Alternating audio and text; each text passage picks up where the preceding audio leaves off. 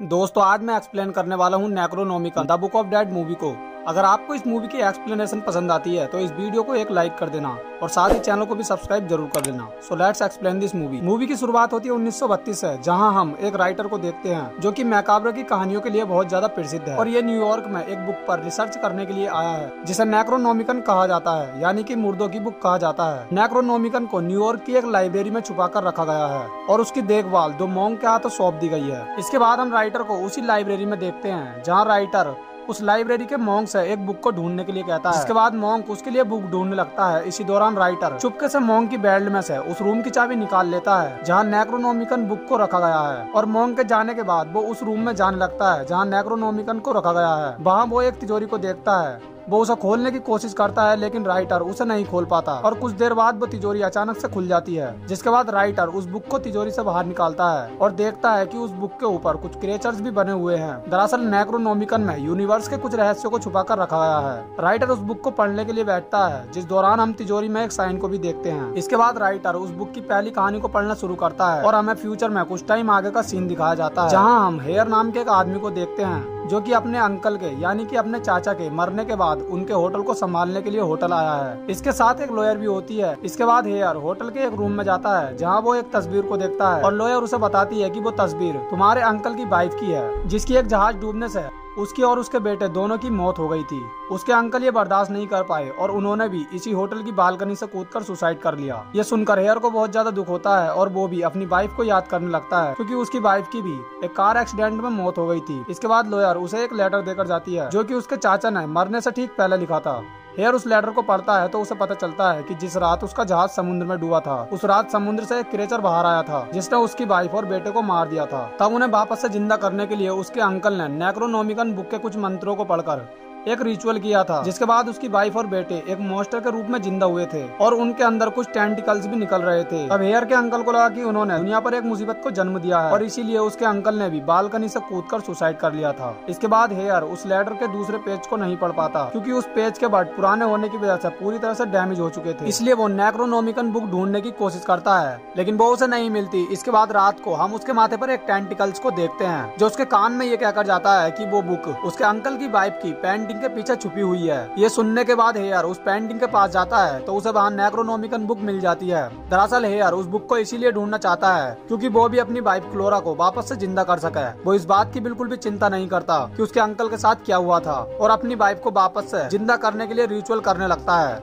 जिसका कुछ देर बाद ही उसकी वाइफ जिंदा होकर वापस आ जाती है। लेकिन वो भी एक मॉन्स्टर बन चुकी थी, इसलिए वो हेयर पर अटैक करने की कोशिश करती है लेकिन हेयर एक तलवार से उस पर अटैक करता है और अपनी जान बचाता है। ये देखकर क्लोरा गुस्से में आ जाती है और एक भयानक से मॉन्स्टर के रूप में आकर उस पर अटैक करने की कोशिश करती है। तभी हेयर उस पर झूमर गिरा देता है जिससे वो मॉन्स्टर घायल हो जाता है और हेयर किसी तरह होटल के शीशे को तोड़कर सबसे ऊपर वाले फ्लोर पर चला जाता है। यहाँ हेयर को पता चलता है कि वो मॉन्स्टर सूरज की रोशनी से बहुत ज्यादा डरता है, इसलिए वो सूरज की रोशनी में किसी पर अटैक नहीं करता। इसके बाद सीन उसी राइटर पर शिफ्ट होता है जिसने नेक्रोनॉमिकन के पहले पार्ट को समाप्त कर दिया है और दूसरे पार्ट को पढ़ना शुरू करने वाला है। तभी उसके हाथ से उस रूम की चाबी लाइब्रेरी के नीचे वाली गुफा में गिर जाती है लेकिन राइटर उसकी बिल्कुल भी चिंता नहीं करता और नेक्रोनॉमिकन के दूसरे पार्ट को पढ़ना शुरू कर देता है जिसकी कहानी बोस्टन सिटी से शुरू होती है और हम एक रिपोर्टर को देखते हैं जो कि कई सारे मर्डर केस की इन्वेस्टिगेशन करने के लिए एक अपार्टमेंट में जाता है जहाँ उसे एक लेडी मिलती है। वो उसे बताता है कि वो एक इन्वेस्टिगेटर है और वो इस अपार्टमेंट में हो रही मौतों की जांच करने के लिए यहाँ आया है।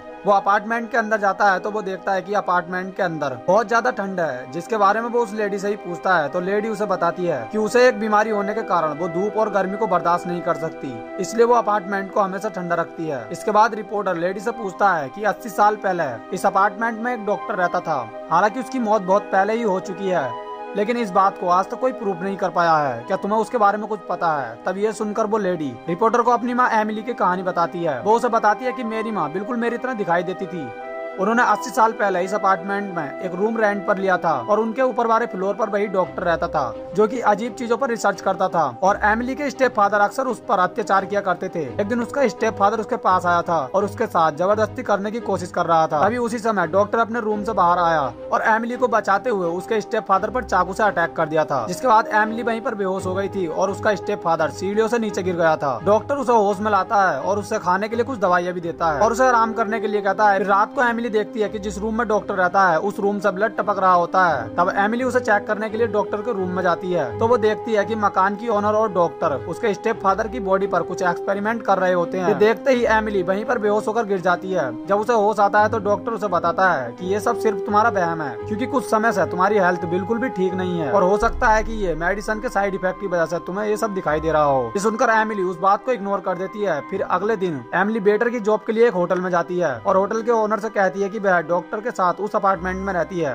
ये सुनकर होटल का ओनर बहुत ज्यादा हैरान हो जाता है और कहता है कि मुझे तो लगा था कि उस डॉक्टर की मौत हो चुकी होगी, क्योंकि उसकी उम्र 1 सदी से भी ज्यादा है। तब एमिली को लगता है कि होटल का ओनर उसके साथ मजाक कर रहा है, लेकिन तभी वो अपने स्टेप फादर की मिसिंग होने की खबर देखती है और बहुत ज्यादा हैरान हो जाती है। जिसके बाद एमिली सीधा डॉक्टर के पास जाती है और उससे पूछती है कि उस दिन तुमने मेरे स्टेप फादर के साथ क्या किया था। तब डॉक्टर उसे बताता है कि मैंने तुम्हारे स्टेप फादर को मार दिया था, क्योंकि जो उसने तुम्हारे साथ किया था वो आगे से किसी और के साथ ना कर सके। इसी बीच डॉक्टर की हालत बिगड़ने लगती है और वो एमिली से खुद को बर्फ में ढकने के लिए कहता है। जिसके बाद एमिली उसे एक इंजेक्शन लगाती है और उसे बर्फ से ढककर उसका ट्रीटमेंट करती है। कुछ देर बाद डॉक्टर पूरी तरह से ठीक हो जाता है और एमिली को सारी बात बता देता है कि वो धूप और गर्मी को बर्दाश्त नहीं कर सकता और वो नेक्रोनोमिकन का यूज करके खुद को अमर करना चाहता है। वो जितने समय तक गर्मी और धूप से छुपकर रहेगा वो उतने ही लंबे समय तक जीवित रहेगा। फिर हम देखते हैं कि एमिली उसके साथ इंटीमेट होती है, लेकिन मकान की ओनर उसे ऐसा करते हुए देख लेती है और एमिली पर गुस्सा होने लगती है, क्योंकि वो भी डॉक्टर को लाइक करती है। वो एमिली से कहती है कि अगर तुम सच में डॉक्टर से प्यार करती हो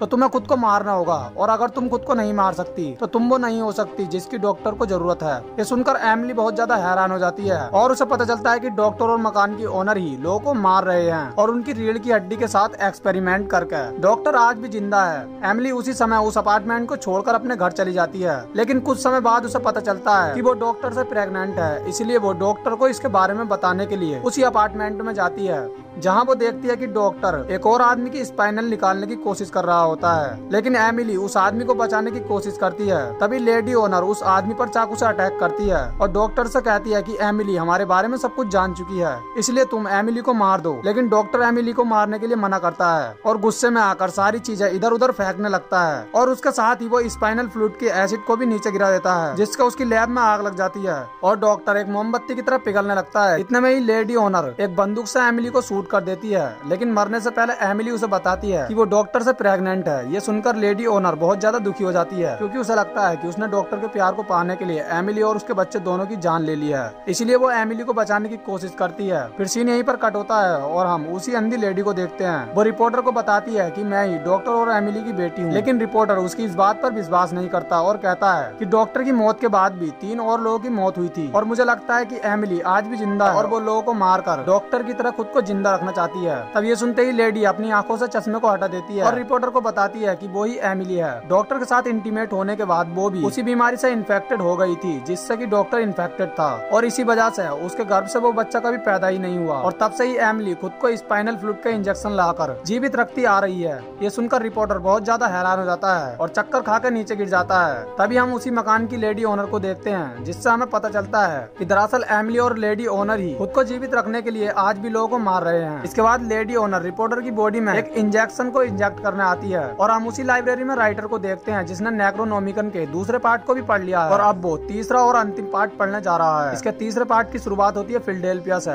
जहां हम पोल और सारा को देखते हैं जो कि एक पुलिस ऑफिसर हैं और ये दोनों एक बचर यानी कि एक कसाई का पीछा कर रहे होते हैं, क्योंकि उस बचर ने कोई क्राइम किया था। यहाँ सारा पोल से एक 1 नाइट स्टैंड के बारे में बहस कर रही होती है, क्योंकि उस नाइट के बाद ही सारा पोल से प्रेग्नेंट हो गई थी। इन दोनों में बहस चली रही होती है, तभी इनकी कार एक दूसरी कार से टकरा जाती है और इनका एक्सीडेंट हो जाता है। जब सारा होश में आती है तो वो देखती है कि कोई आदमी पोल को खींचकर अपने साथ ले जा रहा होता है। तब सारा भी उसका पीछा करने लगती है और उसका पीछा करते करते एक फार्म हाउस में पहुंच जाती है। वहाँ उसे एक आदमी मिलता है जो खुद को उस फार्म हाउस का मालिक बताता है। वो सारा से ये भी कहता है कि ये काम जरूर उस बचर ने किया होगा। वो सारा से कहता है कि वो बचर को पकड़ने में उसकी हेल्प करेगा, इसलिए सारा बचर को पकड़ने के लिए उसके साथ जाने लगती है। फार्म हाउस का ओनर सारा को अपनी वाइफ से ही मिलवाता है जो कि अंधी होती है। इसके बाद वो सारा को एक प्राचीन गुफा में लेकर जाता है। तभी अचानक से ओनर की वाइफ सारा के ऊपर आग से अटैक करती है और सारा खुद को एक रहस्यमय होल में पाती है, यानी कि एक गड्ढे में पाती है। वहाँ वो पोल को भी देखती है जिसकी बॉडी पूरी तरह अंदर से खोखली हो चुकी थी, जैसे किसी ने उसकी बॉडी के सारे ऑर्गन्स को खा लिया हो। सारा वहाँ कुछ मॉन्स्टर को भी देखती है जो कि सारा पर अटैक करने की कोशिश कर रहे होते हैं। इसके बाद फार्म हाउस का ओनर और उसकी वाइफ सारा के पास आते हैं और उसे बताते हैं कि वो दोनों ही बचर हैं, यानी कि वो दोनों ही कसाई हैं और वो कई सालों से लोगों को मारकर उनकी बॉडी के कई सारे ऑर्गन्स को उन मॉन्स्टर को खिलाते हुए आ रहे हैं। ऐसा करने से वो काफी लंबे समय तक जिंदा रह सकते हैं। इसके बाद वो सारा के ऑर्गन्स को काटने लगते हैं और सारा अचानक से एक हॉस्पिटल में पहुंच जाती है, जहां ये दोनों हस्बैंड वाइफ एक डॉक्टर के रूप में होते हैं और पॉल की बॉडी से उसकी गर्दन को अलग कर रहे होते हैं। फिर सारा उसी हॉल में आ जाती है जहाँ उस लेडी ने सारा के पेट से उसके बच्चे को निकालकर मॉन्स्टर को खिला दिया है और अब मॉन्स्टर सारा की बॉडी में घुसकर को भी खाने लगता है। इसके बाद हम उस राइटर को देखते हैं जिसने नेक्रोनोमिकन के तीनों पार्ट को पढ़कर फिनिश कर दिया है। तभी उस लाइब्रेरी का मॉन्क राइटर के पास आता है और उस पर गुस्सा होने लगता है क्योंकि राइटर ने उसकी बिना परमिशन के नेक्रोनोमिकन को पढ़ लिया है और उससे उस लाइब्रेरी की चाबी भी खो चुकी है। इतने में ही लाइब्रेरी के नीचे से निकलकर एक मॉन्स्टर राइटर पर अटैक करने की कोशिश करता है,